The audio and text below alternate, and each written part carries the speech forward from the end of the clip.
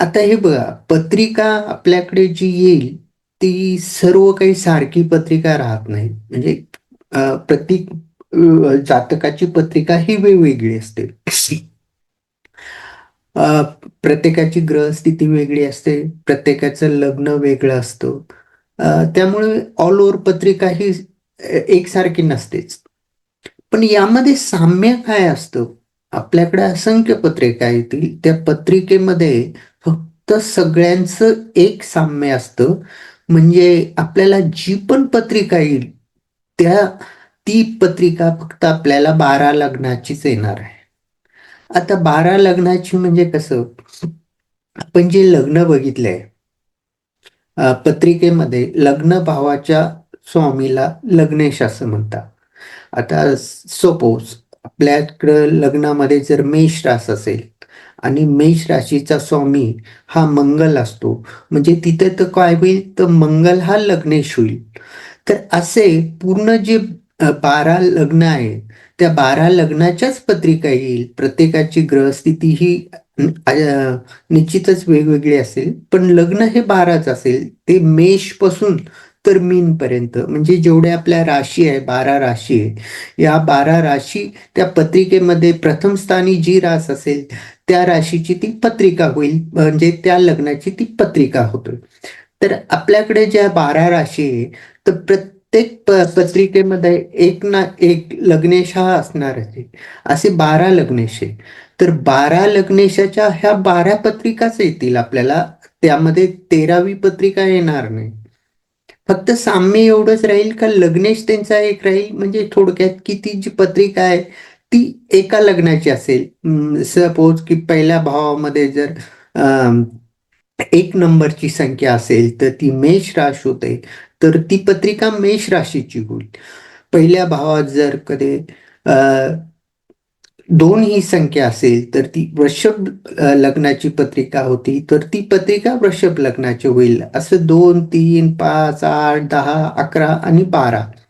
तर म्हणजे थोडक्यात की आपल्याला 12 लग्नाचा विचार या ठिकाणी आज आपल्याला करायचा आहे. आता 12 लग्नाचा विचार करताना प्रत्येक आपण ग्रहांचं कारकतत्व हे बघितलं आहे, की कोणता ग्रह शुभ आहे, कोणता ग्रह अशुभ आहे. जसे की शुभ ग्रहाचा जर आपण विचार केला, तर त्यामध्ये गुरु आणि शुक्र हे शुभ फळ देताना आपल्याला दिसतात. त्यानंतर जर पाप ग्रहाचं बघितलं आपण, शनी, मंगळ, रवी हे बाकीचे सर्व जे ग्रह आहे, ते पाप ग्रह आहे. तर मग हे पापग्रह जे आहे, ते आपल्याला पापाप्रमाणेच फळ देईल का? त्यांचं फळ हे वाईटच मिळेल का आपल्याला? किंवा जे शुभ जे ग्रह आहे आपले, ते शुभ ग्रह आपल्याला आपल्या कुंडलीत काय शुभच फळ देईल का? असं असं कधी होईल का? तर नाही. तसं नाही. प्रत्येक लग्नाच्या पत्रिकेमध्ये प्रत्येक ग्रह हा वेगवेगळे फळ देताना आपल्याला दिसतो. मेष लग्नाच्या पत्रिकेमध्ये मंगळ हा लग्नाचा लग्नेश असतो, तर तो चांगलं फळ देतो. तर त्याच पत्रिकेत शनी त्याला चांगलं फळ देईल असं अ, आपण म्हणता येणार नाही. किंवा प्रत्येक लग्नाचं हे एक ठराविक ते दिलेलं आहे, की ह्या लग्नामध्ये या लग्नाच्या पत्रिकेमध्ये हा जो ग्रह आहे, तो आपल्याला कसं फळ देईल, हे पूर्ण असं पत्रिकेचं एक सूत्र आहे ज्योतिषशास्त्राचं. त्या सूत्राचा आपल्याला थोडक्यात म्हणजे डीपमध्ये अभ्यास करायचा आहे. कारण आपल्याला हे जर समजलं, की कोणत्या लग्नामध्ये कोणता ग्रह, लग्नामध्ये म्हणजे लक्षात घ्या, लग्न कोणत्या लग्नाच्या पत्रिकेत कोणता ग्रह हा काय फळ देईल, हे एक असं कटिबंध केलेलं आहे सूत्रानुसार. तर ते आपल्याला इथे डिटेलमध्ये त्याचा अभ्यास करायचा आहे. तर आपण इथे आपण प्रत्येक लग्नाचा विचार करणार आहोत. तर पहिले जे येतं ते मेष लग्न. आता मेष लग्नाचा विचार जर आपण केला, तर मेष लग्नाचा आपल्याला डिटेलमध्ये विचार करायचा. म्हणजे की आपण पहिलेच बघितलंय, की प्रत्येक ग्रह हा प्रत्येक लग्नामध्ये वेगवेगळ्या प्रकारचे फळ देतो. तर ही जी कुंडली आहे आपली समोर, ही मेष लग्नाची कुंडली आहे. आता इथे बघा, इथे आपण जे काही शिकलोय मागे, ते सर्व आपल्याला इथे वापरायचंय. कारण हे जर आपलं बेसिक जे ज्ञान आहे ते ज्ञान आपल्याला टोटली इथं वापरायचं आहे आणि इथूनच आपल्याला कुंडलीचा फलादेश करता येऊ शकतो. आता मेष लग्नाचा जर विचार केला आपला, तर मेष लग्नात प्रथम भावात मध्ये कोणती रास येते तर एक एक ही संख्या येते किंवा एक हा आकडा येतो आणि आपण प्रथम भावाला लग्न भाव असं म्हणतो. प्रथम भावाचा स्वामी जो असतो तो लग्नेश असतो. तर तर आपलं हे झालंय लग्नेश म्हणजे काय, द्वितीयेश म्हणजे काय, तृतीयेश हे झालंय. आता तेच आपल्याला इथं वापरायचं. हे बघा, ऑल ओव्हर ही एक कुंडली आहे. ही कुंडली आहे, हिच्या प्रथम स्थानामध्ये एक ही संख्या लिहिलेली आहे. आता एक ही संख्या आपली मेष राशीला आपण एक या संख्येनं संबोधत असतो ज्योतिषशास्त्रामध्ये. कारण कुंडलीमध्ये राशींचे नावं लिहिलेले नसतात, त्यांच्या संख्या लिहिलेल्या असतात. कुंडलीमध्ये प्रथम भावामध्ये जर एक हा अंक असेल तर ती मेष लग्नाची कुंडली होती. जर 2 हा अंक असेल तर ती वृषभ लग्नाची कुंडली होतं. यासाठी आपल्याला राशीचे क्रमांक आणि राशी पाठ असणं गरजेचं आहे. थोडक्यात की प्रथम भावामध्ये एक ही संख्या आहे म्हणून ही कुंडली झाली मेष राशीची. तर आपण प्रथम भावामध्ये जी पण रास असते त्या प्रथम भावाच्या राशीच्या स्वामीला आपण लग्नेश असं म्हणतो. हे आपलं झालंय. त्यानंतर मेष लग्नामध्ये 2 नंबरला दुसऱ्या भावामध्ये जी रास येते ती रास म्हणजे वृषभ येते. तर आपलं हे पण झालंय की दुसऱ्या भावाच्या राशीच्या स्वामीला द्वितीयश असे म्हणतात. तर मेष लग्नात द्वितीयश कोण आहे इथे, तर इथे द्वितीयश आहे शुक्र. कारण ही वृषभ रास आहे आणि वृषभ राशीचा स्वामी हा शुक्र आहे. त्यामुळे मेष लग्नामध्ये द्वितीयश कोण असेल तर तो शुक्र असतो. त्यानंतर पुढे तृतीयश.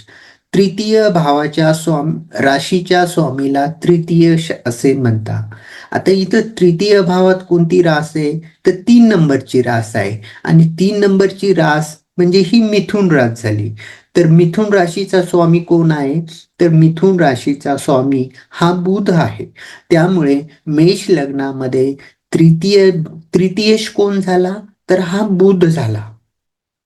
त्यानंतर पुढे चतुर्थ भावाच्या राशीच्या स्वामीला चतुर्थेश असे म्हणतात.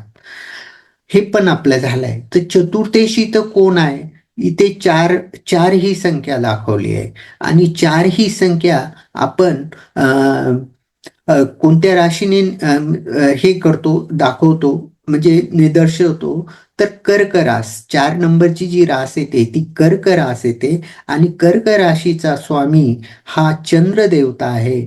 त्यामुळे मेष लग्नाच्या कुंडलीमध्ये चतुर्थेश कोण झाला तर तो चंद्र झाला. त्यानंतर पंचमेश.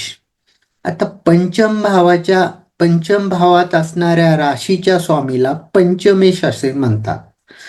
तर पंचमेश इथं कोण आहे तर इथं जी संख्या आहे ती 5 नंबरची संख्या आहे आणि हा 5 नंबर आपण 5 नंबरची कोणती रास आहे आपली तर सिंह रास आहे आणि त्या सिंह राशीचा स्वामी हा रवी आहे.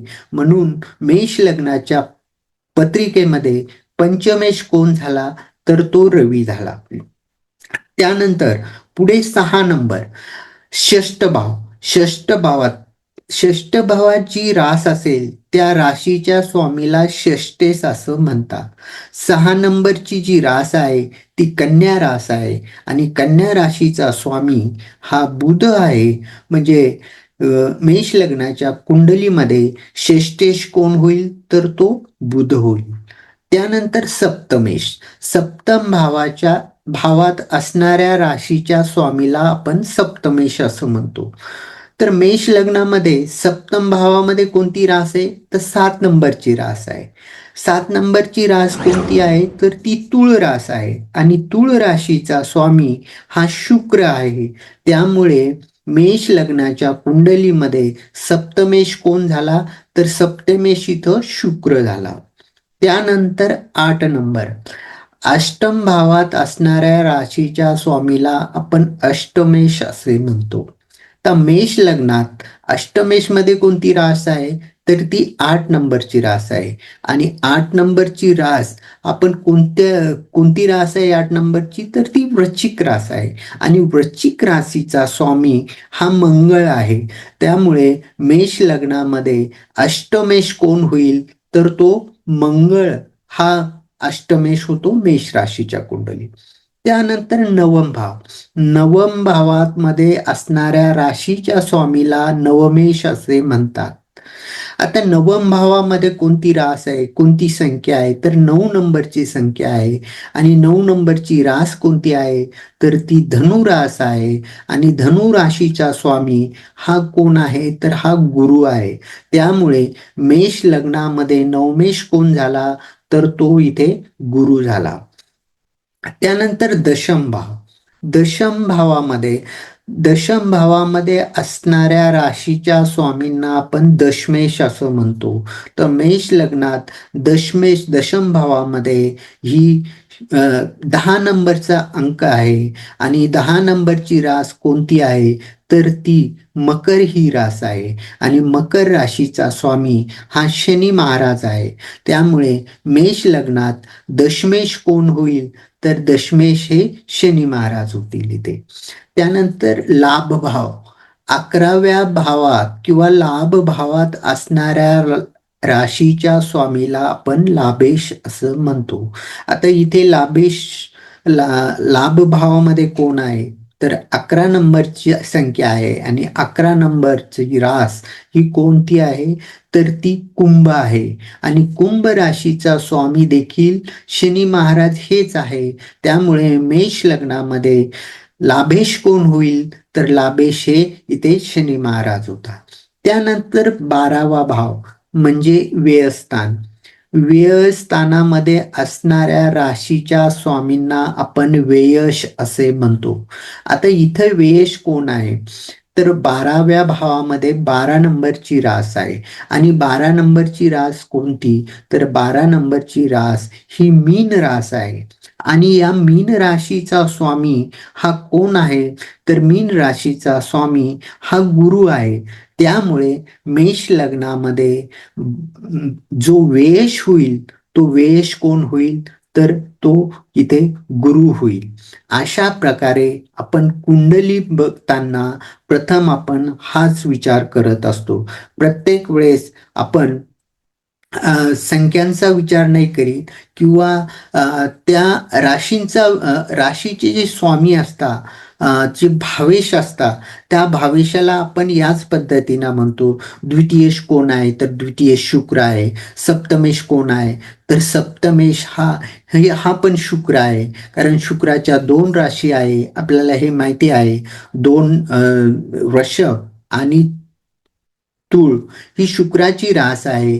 तर आपण इथे विचार करताना आपण डायरेक्ट इथे स्वामीचा नाव घेतो. आणि तीच सवय आपल्याला पुढे लागायला पाहिजे. कारण कुंडली बघताना आपण हेच बघतो, दशमेश कोण आहे, म्हणजे दशम भावात असणारी रास कोण आहे. म्हणजे या कुंडलीचा एकंदरीत ऑल ओव्हर हे जे पूर्ण जे भाव आहे, हेच पूर्ण भाव असे वाटून दिलेले, की आता दशमेश म्हणजे दशम भावामध्ये जो राशीचा स्वामी आहे त्याला आपण दशमेश म्हणतो. म्हणजे हा जो दशमेश असेल ना, या दशम भावावर, म्हणजे हे जे घर आहे, घर म्हणजे भाव, तर या भावाचा मालक कोण झाला, तर या भावाचा मालक शनी महाराज झाला. असे प्रत्येक ग्रहाला एक एक घर भेटलेलं असतं. आणि तो त्या घराचा मालक असतो. आणि त्या घराची पूर्ण जबाबदारी त्याची असते. आणि मग त्या याच्यानुसार आपल्याला कमी जास्त प्रमाणात हे फळ भेटत असतं. तर आपण इथे बघतोय, मेष लग्नाचा जर विचार केला आपण, तर कोणता ग्रह आपल्याला शुभ आहे आणि कोणता ग्रह अशुभ आहे हे आपल्याला बघायचंय. इथपर्यंत कळालं. तर आता पुढे बघा, पुढे काही असे सूत्र आहे ज्योतिषशास्त्रामध्ये. आणि या सूत्रानुसार प्रत्येक ग्रह हा त्या लग्नात म्हणजे त्या कुंडलीमध्ये ज्या या प्रकारची जी कुंडली असेल, म्हणजे लग्न कुंडली असेल, मी प्रत्येक वेळेस लग्न हा शब्द घेईल, तर लग्न म्हणजे व्यावहारिक दृष्ट्या लग्न नाही, तर लग्न म्हणजे कुंडलीमध्ये प्रथम भावात जी रास असेल त्या राशीच्या स्वामीला आपण लग्नेश म्हणतो. आणि त्या लग्नेशाचा पूर्ण जबाबदारी किंवा पूर्ण अधिकार त्या कुंडलीवर असतो. कारण मग ते ठरवलं जातं की ही या लग्नेशाची कुंडली आहे. आता मेष लग्नाचा जर विचार केला तर मेष लग्नात म्हणजे इथे प्रथम भावामध्ये मेष लग्न आहे आणि मेष लग्नाचा स्वामी हा मंगळ आहे. तर या कुंडलीवर सगळ्यात जास्त कोणाचा अधिकार असेल तर तो मंगळाचा अधिकार आहे. आणि प्रत्येक हे बघा, ज्याचा अधिकार आहे तो ग्रह कधीच वाईट नसतो. म्हणजे थोडक्यात सांगायचं की लग्नेश हा कधीच वाईट नसतो. आता आपलं एक स्वतःचं घर आहे आणि त्या घराचा मालक जर आपण असो तर आपण आपल्या घराबद्दल चांगलेच विचार करू, आपल्या घराबद्दल चांगलंच काहीतरी करू, वाईट काही करणार नाही. हे प्रत्येकाचा स्वभाव आहे. आपली गोष्टीची कदर हे आपण आपल्यापेक्षा कोणीही चांगली करू शकत नाही. ज्यामुळे ज्या लग्नाची पत्रिका असेल आणि तो लग्नेश असेल, तो तो ग्रह जो आहे, तो ग्रह त्या पत्रिकेचा म्हणजे एक अधिकार त्याला दिलेला असतो, त्या पत्रिकेचा मालक असतो. त्यामुळे तो लग्नेश असतो. आणि लग्नेश हा कधीही वाईट नसतो, हा नेहमी शुभ असतो. आपल्याला बघायचे शुभ ग्रह आणि अशुभ ग्रह. तर लग्नेश हा नेहमी शुभ असतो. मग इथे मंगळ जरी पापग्रह असला तर तो या पत्रिकेचा लग्नेश आहे, त्यामुळे तो चांगलीच फळं देणार. आता इथे जर लग्नेश शनी महाराज जरी असेल तर शनी महाराज त्यांच्या पत्रिकेमध्ये जसं की मकर आणि कुंभ लग्नाची पत्रिका जर असेल तर तिथे शनी महाराज हे चांगलेच फळ देणार.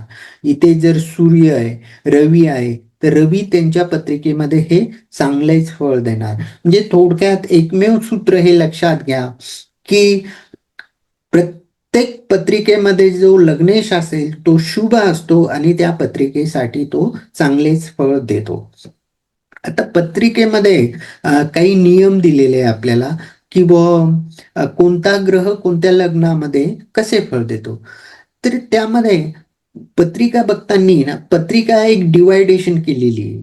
डिवायडेशन कशी, काही शुभ स्थान आहे, काही अशुभ स्थान आहे, काही काही स्थानांना वेगळं नाव दिले, मार्केश, नाशेक, बाधकेश, काही भाव आहे ते त्रिक भाव आहे. आपण आतापर्यंत हे बघितलं 6, 8 आणि 12 या भावांचा आपण विचार केला की हे जे भाव आहे हे शुभ फळ देत नाही, असं आपण आता बघितलं. आता आपल्याला पत्रिकेमध्ये कोणता भाव कसा आहे आणि कोणता ग्रह कसा आहे याचं डीप नॉलेज आपल्याला असणं, माहिती असणं गरजेचं आहे आणि आपल्याला तेच आता बघायचं. आता पत्रिकेमध्ये जे काही ना शुभ स्थान असतात. आता शुभ स्थानामध्ये पहिला जे येतं ते केंद्रस्थान. तर केंद्रस्थान हे आता समजून घ्या, यामध्ये कन्फ्यूज होऊ नका. आता ही हा हा ऑल ओव्हर पत्रिका आहे. या पत्रिकेमध्ये केंद्रस्थान कोणतं असतं तर पहिले 1 नंबर म्हणजे लग्नस्थान, त्यानंतर चतुर्थ भाव म्हणजे चतुर्थ भाव, त्यानंतर सप्तम भाव आणि त्यानंतर दशम भाव. तर हे जे 4 चौकोन दिसत आहे ना, तर हे जे हम्म, असतं आपलं पत्रिकेमध्ये केंद्रस्थान असतं. हे बघा, प्रथम, हम्म, चतुर्थ, सप्तम आणि दशम हे जे 4 चौकोन आहे हे मधले, तर याला आपण पत्रिकेमध्ये केंद्र असं म्हणतो, हे लक्षात घ्या. आणि हे जे केंद्र आहे हे हम्म. नेहमी शुभ असतो. ओके. अच्छा. त्यानंतर त्यानंतर येतं पत्रिकेमध्ये त्रिकोण. त्रिकोण म्हणतो आपण त्याला. आता हे केंद्र झालं, हे चौकोन जो झाला आपला, हा चौकोन हा केंद्र आहे. आणि त्रिकोण मध्ये काय येतं तर एक एक तर हा लग्नेशच येतो. त्रिकोण मध्ये 1, 5 आणि 9 हे कोण झाले आपले पत्रिकेतले. म्हणजे इथे ते लग्नेशच येईल आपल्याला. तर प्रथम भावापासून म्हणजे थोडक्यात पंचम भाव, नवम भाव हे जे झाले हे कोण आहे. म्हणजे हे केंद्र 1, 4, 7, 10 हे केंद्रस्थान असतं, हे शुभ असतं. आणि त्यानंतर जे कोण असतात 5 आणि 9 म्हणजे हे असं असं म्हणू आपण 1, 5, 9 याला आपण कोण म्हणतो. तर हे केंद्र आणि त्यानंतरचे हे कोण म्हणजे पंचम भाव, नवम भाव हे जे पत्रिकेचे असतात ते कोण स्थान असता हे दोन्ही नेहमी शुभ असतं. जे पत्रिकेमध्ये जर केंद्रामध्ये जर कधी ग्रह बसलेला असेल तर तो जनरली आपल्याला शुभ फळ देताना बघायला मिळतो. किंवा पत्रिकेत पंचम भाव आणि नवम भावामध्ये जे ग्रह बसलेले असेल ते आपल्याला नेहमी शुभ फळ देताना दिसतात. म्हणजे हे पत्रिकेसाठी ऑल ओव्हर हे शुभ मानले जातात. त्या पत्रिकेसाठी जे आहे ते शुभ मानले जात आहे. आता इथे मेष लग्नाची पत्रिका आहे म्हणून पंचम भावामध्ये सिंह रास आले. सॉरी, मेष लग्नाची पत्रिका आहे म्हणून इथं पंचम भावामध्ये सिंह रास आली, म्हणजे इथं रवी आला. तर रवी हा या पत्रिकेत शुभच फळ देईल. पण ही जर पत्रिका जर वृषभ राशीची असेल तर वृषभ राशीमध्ये ग्रह इथं चेंज होतो. आलं लक्षात? वृषभ राशीमध्ये पंचम भावामध्ये इथे ग्रह चेंज होतो. म्हणजे वृषभ राशीत पंचम भावामध्ये कोण येतं तर 6 नंबरची रास येते कन्या, आणि त्या कन्या कन्या राशीचा स्वामी हा बुध बुध. येतो. त्यामुळे इथं कोण होईल पंचमेश, तो बुध होईल. त्यामुळे थोडक्यात सांगायचं असं की प्रत्येक पत्रिकेमध्ये प्रत्येक ग्रह हा वेगवेगळा फळ देतो, तर ते इथे ठरवून दिले. तर आपल्याला केंद्रस्थान लक्षात आलं सर तुमच्या? 1 4 हो 7 हो 10 हो. हे एक केंद्रस्थान चार झालं. सात एक चार सात 10 हे केंद्रस्थान आणि ते शुभ स्थान मानले जातात पत्रिकेत. हो, त्यानंतर दुसरं शुभ स्थान 1 5 9. आता एक तर शुभच आहे कारण तो लग्नेश आहे, ते तर शुभच आहे. हे लक्षात बरोबर. ठेवण्यासाठी हे की 1 5 9 हे जे कोण आहे हो हो. हे कोण स्थान पण शुभ असतं. म्हणजे हे केंद्रस्थान आणि त्यानंतर हे कोण स्थान हे नेहमी पत्रिकेमध्ये शुभ असतं. इथे मी दिलेलं पण आहे बघा, याचा स्क्रीनशॉट बघा किंवा तुम्ही व्हिडिओ बघताना बघा.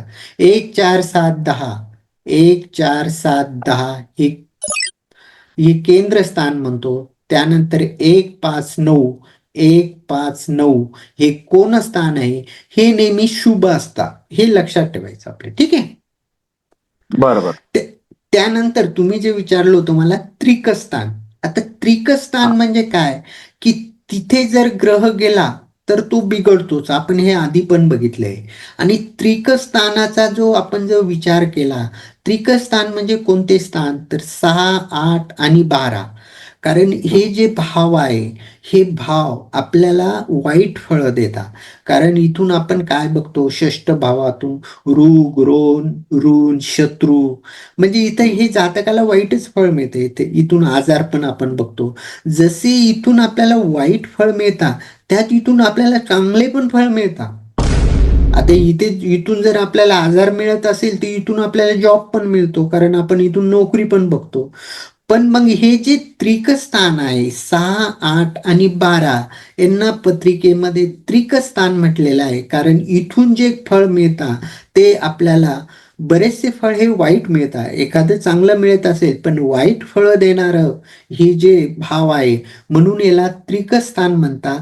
आणि 6 8 आणि 12 या त्रिकस्थानामध्ये कोणताही ग्रह गेला तर तो आपल्याला अशुभ फळ देताना दिसतो. ठीक आहे, इथपर्यंत झालं क्लिअर सर त्रिकस्थान? हो हो हो हो. ओके. त्यानंतर पत्रिकेमध्ये जे असतं ना, एक मार्केश असतो. मार्केश, आता आपल्याला हा शब्द नवीन आहे. तर मार्केश म्हणजे काय तर तो पण अशुभ असतो, तो आपल्याला वाईट फळं देत असतो. तर मार्केश कशाला म्हणतात तर प्रत्येक पत्रिकेमध्ये द्वितीयश आणि सप्तमेश म्हणजे द्वितीय स्थान आणि सप्तम स्थान हे मारक स्थान म्हटलेले आहेत. आणि या स्थानामध्ये जी रास असेल त्या राशीच्या स्वामीला आपण मार्केश असं म्हणतो. हे बघा प्रत्येक पत्रिकेत हाच नियम लागू आहे. हे केंद्रस्थान, त्यानंतर हे कोण स्थान, त्यानंतर 6 8 12 हे जे झालं आपलं त्रिक भाव, आणि जो मार्केश म्हणतो आपण मारक भाव. तर प्रत्येक पत्रिकेमध्ये द्वितीय भाव आणि सप्तम भाव हा मारक असतो. तर त्या द्वितीय भावात आणि सप्तम भावामध्ये जी रास असेल त्या राशीच्या स्वामीला आपण मार्केश असं म्हणतो. आणि हा जो ग्रह असतो तो सुद्धा वाईट फळ देताना आपल्याला बघायला मिळतो.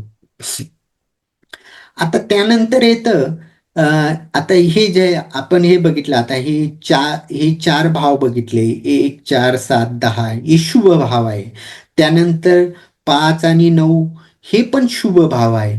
त्यानंतर आपण बघितलं 6 8 आणि 12 हे अशुभ भाव आहे. आता त्यानंतर मग राहिले कोणते, तर द्वितीय स्थान आणि सप्तम स्थान हे मारक स्थान असतं पत्रिकेमध्ये, याला आपण मार्केश म्हणतो. म्हणजे इथं असणारे ग्रह पण आपल्याला वाईट फळ देताना आपल्याला दिसतो. त्यानंतर आपलं येतं तर ते तृतीय भाव. तर तृतीय भाव जो असतो त्याला नाशकेश असं म्हणतात. तृतीय भावामध्ये जो पण ग्रह येईल तो नाशकेश असतो आणि तो कुंडलीमध्ये अशुभ फळ देताना आपल्याला बघायला मिळतो. तर अशा प्रकारे कुंडलीचं वर्णन इथं आपल्याला होताना दिसतं. आणि त्यानंतर एक असतो कुंडलीमध्ये, तो असतो बाधकेश. बाधकेश म्हणजे काय, तर बाधा आणणारा ग्रह. म्हणजे या कुंडलीमध्ये जास्तीत जास्त असं कोणीतरी घरातलं एक व्यक्ती असतं की ती, किंवा आपण विचार करतो कोणत्याही कामामध्ये बाधा आणतं. म्हणजे की होतंय काम पण उगाचच काहीतरी करेल, अडचणी आणेल, म्हणजे थोडक्यात अडचणी आणेल, निगेटिव्ह वागेल, असं प्रत्येक घरामध्ये असतो. तर या कुंडलीमध्ये असा एक ग्रह असतो का तो आपल्या कार्यामध्ये नेहमी बाधा आणत असतो. तर तो जो बाधकेश असतो तो प्रत्येक लग्न कुंडलीमध्ये वेगवेगळा आपल्याला बघायला मिळेल निश्चित आहे. तर बाधकेश काय असतो, प्रत्येक जे लग्न आहे त्या लग्नाप्रमाणे प्रत्येक ग्रह हा बाधकेश ठरवला गेला आहे. आता हा कसा ठरवला गेलाय, आपण प्रत्येक लग्न बघितले, त्या लग्नाचे स्वभाव पण बघितलेले आहे. आता लग्नाचे 3 प्रकार असतात, एक चर लग्न असतं, एक स्थिर लग्न असतं आणि एक द्विस्वभाव लग्न असतं. आपण राशी बघितल्या, राशीचे पण आपण स्वभाव बघितले. चर राशी कोणत्या, स्थिर राशी कोणत्या आणि द्विस्वभाव राशी कोणत्या. तर जे चर जर लग्न असेल तर चर लग्नामध्ये जर लाभेश हा बाधकेश असतो. आता आपण बाधकेशचा जर विचार केला प्रत्येक पत्रिकेमध्ये, तर जर चर लग्नाची पत्रिका असेल तर त्यामध्ये लाभकेश म्हणजे 11वा भाव जो हा बाधकेश असतो. तर चर लग्न कोणतं असतं, तर चर लग्न 1 4 7 10. म्हणजे जर लग्न मेष लग्न असेल, त्यानंतर कर्क लग्न असेल, किंवा त्यानंतर तुळ लग्न असेल, किंवा मकर लग्न असेल, तर अशा पत्रिकेमध्ये हा जो लाभेश जो असतो, जो 11व्या भावाचा स्वामी असतो लाभेश, हा लाभेश बाधकेश म्हणून ओळखला जातो आणि तो त्या पत्रिकेमध्ये बाधा आणताना आपल्याला दिसतो आणि त्यामुळे तो पण त्या कुंडलीमध्ये अशुभ असतो. त्यानंतर जर स्थिर लग्न असेल, स्थिर लग्नामध्ये नवमेश हा बाधकेश असतो. आता स्थिर लग्न कोणतं आहे, 2 5 8 आणि 11. आता 2 म्हणजे वृषभ लग्न असेल, किंवा सिंह लग्न असेल, किंवा वृश्चिक लग्न असेल, किंवा कुंभ लग्न असेल, अशा लग्नाची जर पत्रिका असेल तर त्याच्यामध्ये नवमेश जो असतो तो नवमेश हा बाधकेश म्हणून सांगितला गेला आहे आणि तो बाधकेश त्या कुंडलीमध्ये बाधा आणण्याचं काम करतो. त्यानंतर जर द्विस्वभाव लग्न असेल, म्हणजे द्विस्वभाव लग्न कोणते, तर 3 6 9 आणि 12. म्हणजे थोडक्यात बुधाचं आणि गुरुचे हे लग्न आहे. आता तीन म्हणजे कोणती, मिथुन रास, किंवा 6 म्हणजे कन्या रास, आणि त्यानंतर 9 म्हणजे धनु रास आणि 12 म्हणजे मीन रास. अशा लग्नाची जर पत्रिका असेल तर तिथे सप्तमेश हा बाधकेश असतो. त्या कुंडलीमध्ये सप्तमेश हा बाधा आणणारा ग्रह त्या कुंडलीमध्ये सांगितला गेला आहे, किंवा तो आपण बघतो. बाधकेश हा तिथे बाधा आणण्याचं काम करतो. ऑल ओव्हर अशी ही कुंडलीची रचना आहे आणि यापासूनच ठरवल्या गेलंय की कुंडलीमध्ये कोणता ग्रह कसा आहे, कोणत्या लग्नाच्या कुंडलीत कोणता ग्रह कसा आहे, आणि त्यानंतर तो ग्रह कुंडलीत अशुभ आहे की शुभ आहे हे आपल्याला इथं याच्यावरून बघायला मिळतं.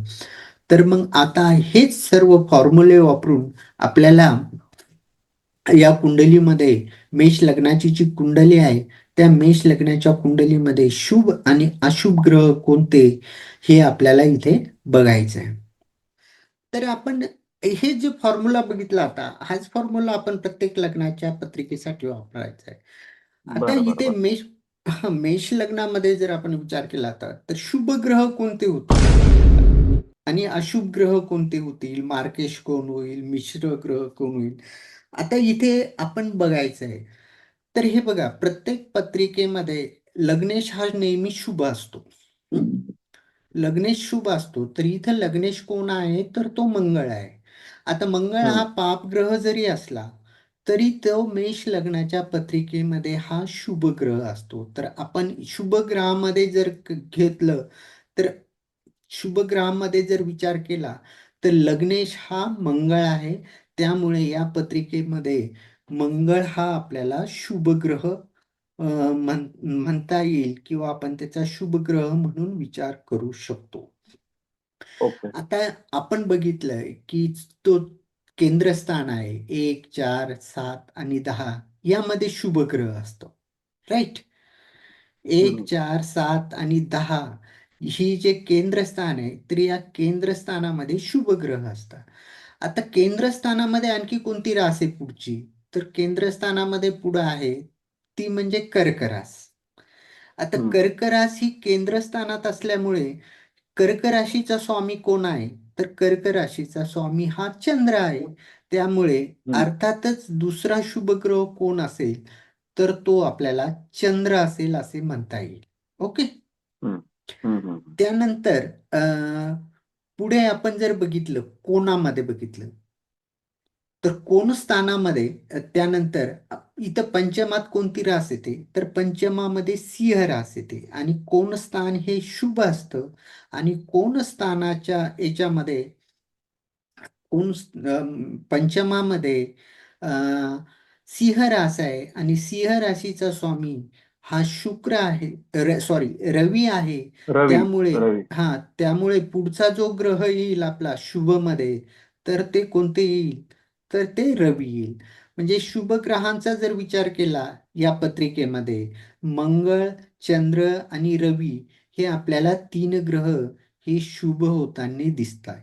आता त्यानंतर जर आपण पुढे याचा जर विचार केला कशाचा केंद्रस्थानाचाच, आपण केंद्रस्थान म्हणतो 1, 4, 7 आणि 10 या स्थानामध्ये पहिले आपण मंगळ घेतला केंद्रस्थानात, नंतर चंद्र घेतला, नंतर रवी घेतला. मग केंद्रामध्ये तर 7 हा पण आकडा आहे. मग तो सात ही जी संख्या आहे आणि तूळ रास आहे आणि तूळ राशीचा स्वामी हा शुक्र आहे. पण मग तो शुभ मध्ये कसं घेता येईल आपल्याला, तो शुभ मध्ये नाही घेता येणार कारण मेष लग्नाच्या पत्रिकेत शुक्र हा शुभ नसतो. याचं कारण लक्षात घ्या की शुक्राच्या 2 राशी आहे. शुक्राच्या 2 राशी कोणत्या तर एक वृषभ आणि एक तूळ रास आहे. आता वृषभ रास ही द्वितीय भावात आहे आणि द्वितीय भाव आपण काय बघतो, द्वितीय भाव हे द्वितीय स्थान हे मारक स्थान आहे. त्यामुळे मारक स्थानात शुक्राची एक रास आहे आणि एक चांगल्या स्थानामध्ये आहे आणि या पत्रिकेमध्ये शुक्र हा मारक होत असल्यामुळे शुक्र हा शुभ याच्यात येत नाही. शुक्र हा जो येतो तो अशुभ स्थानामध्ये येताना आपल्याला दिसतो. म्हणजे अशुभ ग्रहामध्ये आपण शुक्राचा इथे विचार करू शकतो. त्यानंतर अशुभ मध्ये आणखी काय येईल आपल्याला, तसंच आपण जर शनीचं बघितलं इथे शनी महाराज जर बघितले तर शनी महाराजांच्या 2 राशी असतात, एक मकर आणि एक कुंभ. इथं मकर रास शुभ आहे. पण जी कुंभ रास आहे ती जी आहे कुंभ राशी बाधा आणणारी रास आहे, बाधकेश आहे कुंभ इथे. त्यामुळे तो पण शुभ येणार नाही. त्यामुळे फक्त मेष लग्नाच्या कुंडलीमध्ये फक्त मंगळ, चंद्र आणि रवी हे शुभ ग्रह इथे आपण यांचा विचार करू शकतो. त्यानंतर शुक्र बघितला आपण, शुक्र इथं अशुभ ग्रह येतो. अशुभ ग्रह का बरं येतो तर एक रास त्याची ही केंद्रात आहे आणि दुसरी रास ही द्वितीय भावात आहे आणि द्वितीय भाव मार्केट. म्हणजे मार्केश आहे. तर शुक्र मार्केश असल्यामुळे शुक्र हा अशुभ ग्रह म्हणून मेष लग्नामध्ये आपण त्याचा विचार करू शकतो. त्यानंतर जर आपण बुधाचा विचार केला, आता बुधाचा जर विचार केला, बुधाच्या दोन राशी असतात. एक तिसरी रास म्हणजे मिथुन रास आणि अ, 6वी रास म्हणजे कन्या रास. आता तृतीय भावामध्ये मिथुन रास आहे आणि कुंडलीमध्ये तृतीय स्थान हे नाशक स्थान म्हणून ओळखलं जातं. तर बुधाची एक रास ही नाशक स्थानात आहे आणि दुसरी जी रास आहे ती जी रास आहे ती षष्ठ भावात आहे. आणि षष्ठ भाव म्हणजे हे त्रिक स्थान आहे. 6, 8 आणि 12 हे त्रिक स्थान आहे आणि त्रिक स्थानामध्ये जो ग्रह असेल किंवा जी रास असेल ती अशुभ फळ देते.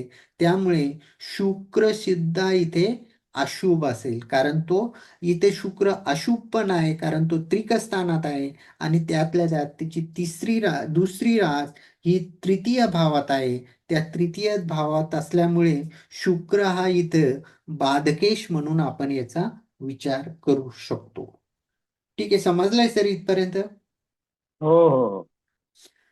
त्यानंतर आणखी एक आपण हे जे नियम वापरून तर आता बघितलंय की मेष लग्नाच्या पत्रिकेमध्ये मंगळ, चंद्र आणि रवी ही शुभ स्थाने असतात आणि शुभ असतात आणि अशुभ या ग्रहामध्ये शुक्र आणि बुध हे अशुभ ग्रह येतात.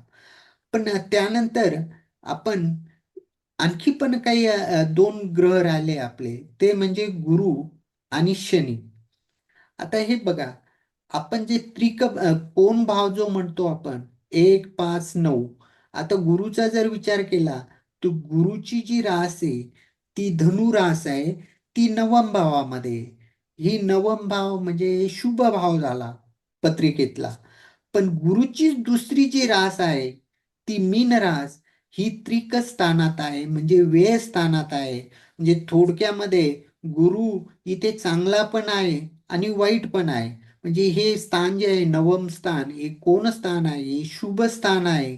पण त्याचीच दुसरी रास म्हणजे मीन रास गुरुची ही व्यय स्थानात आहे आणि ह्या त्रिक भावात आहे.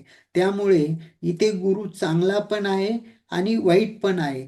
त्यामुळे या पत्रिकेमध्ये गुरु हा मिश्र ग्रह आहे असं आपण म्हणू शकतो. तो चांगले पण फळ देईल आणि वाईट पण फळ देईल. तर गुरु हा इथे मेष लग्नाच्या पत्रिकेत मिश्र ग्रह म्हणून येतो. त्यानंतर तसंच जर आपण शनीचा विचार केला तर शनीची एक रास ही केंद्रात आहे. 1, 4, 7 आणि 10 हे केंद्रस्थान आहे. तर शनीची एक रास केंद्रात आहे, मकर रास. पण ती दुसरी जी रास आहे तर ती 11व्या स्थानात आहे म्हणजे लाभस्थानात आहे. लाभस्थानात आहे आणि ही जी आहे ही चर लग्नाची पत्रिका आहे आणि चर लग्नाच्या पत्रिकेमध्ये लाभस्थान हे बाधकेशाचं स्थान आहे. इथे बघतोय आपण, चर लग्न जर असेल तर लाभेश हा बाधकेश असतो. एक नंबरची आकडा म्हणजे जी रास आहे ती मेष रास आहे आणि मेष लग्न हे चर लग्न आहे. चर लग्न असल्यामुळे हा जो 11वा भाव आहे, लाभ भाव आहे, हा इथं बाधकेश होतो. म्हणजे शनी हा इथं शुभ पण फळ देतो आणि अशुभ पण फळ देतो. त्यामुळे इथे शनी हा मिश्र प्रकारे आपण इथे बघू शकतो. म्हणजे एक रासेची केंद्रात असल्यामुळे चांगले पण फळ येईल, पण एक रास ही तिची बाधकेश म्हणून झालेला आहे, तो 11व्या भावात गेलेली आहे. त्यामुळे इथे शनी हा इथे मिश्र फळ देताना दिसतो. त्यामुळे इथे मिश्र ग्रह म्हणून आपण शनीचा विचार करू शकतो. म्हणजे मग मेष लग्नाच्या कुंडलीत शुभ ग्रह कोण झाले तर मंगळ, चंद्र आणि रवी. आणि अशुभ ग्रह कोण झाले तर शुक्र आणि बुध, कारण शुक्र मार्केश पण आहे आणि बुध नाशकेश पण आहे. त्यानंतर मिश्र ग्रहांचा जर विचार केला आपण तर गुरु आणि शनी हे मिश्र ग्रह होता. आणि कारण गुरुची एक रास शुभ स्थानी पण आहे पण दुसरी रास त्रिक स्थानी आहे. मग हे दोन्ही प्रकारचे फळ देईल. तर त्यामुळे इथे गुरु हा मिश्र घेण्यात आलेला आहे.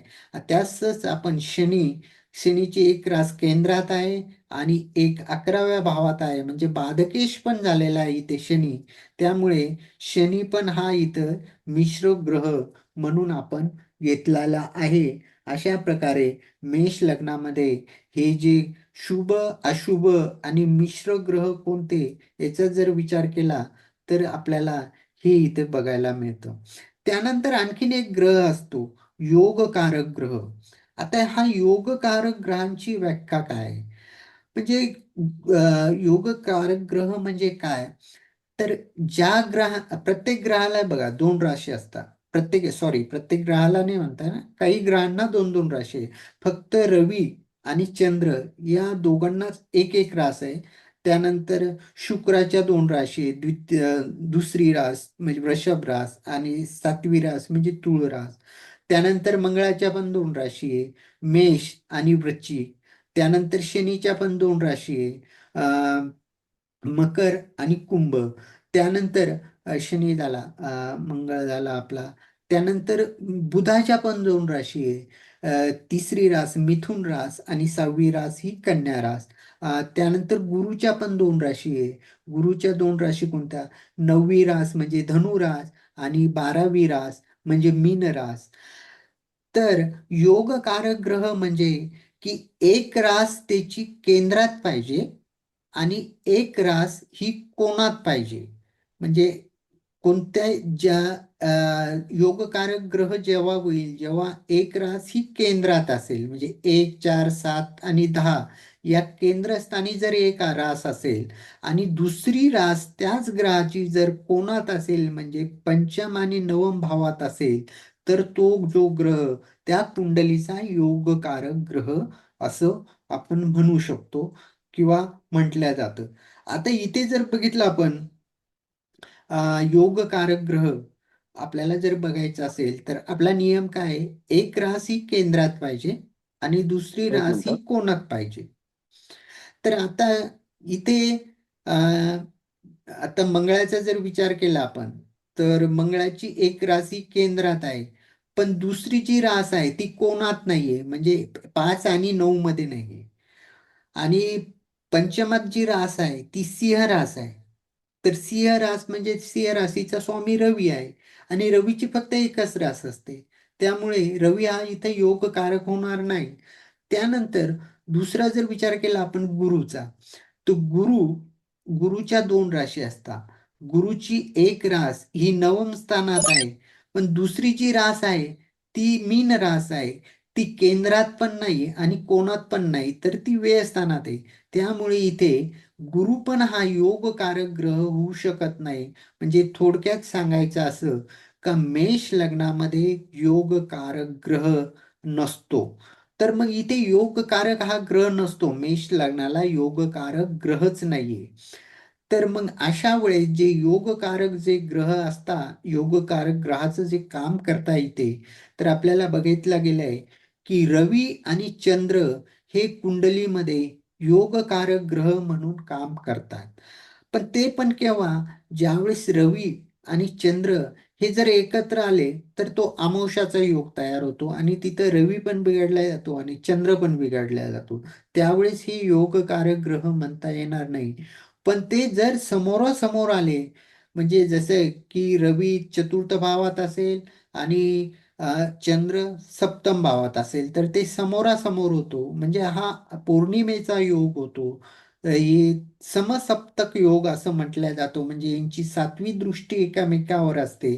त्या अशा वेळेस जर मेष लग्नामध्ये रवी आणि चंद्र जर समोरासमोर येत असेल, समसप्तक योग होत असेल, एकमेकाला बघत असेल, तर मेष लग्नामध्ये त्यावेळेस ते जे योगकारक ग्रहाचं जे काम आहे, म्हणजे जे शुभ असतात पत्रिकेमध्ये, त्या शुभ स्थितीचं काम हे आपल्याला रवी आणि चंद्र करताना दिसता. पण जर नियमानुसार जर बघितलं आपण, तर मेष लग्नाला योगकारक ग्रह नाही. ठीक आहे.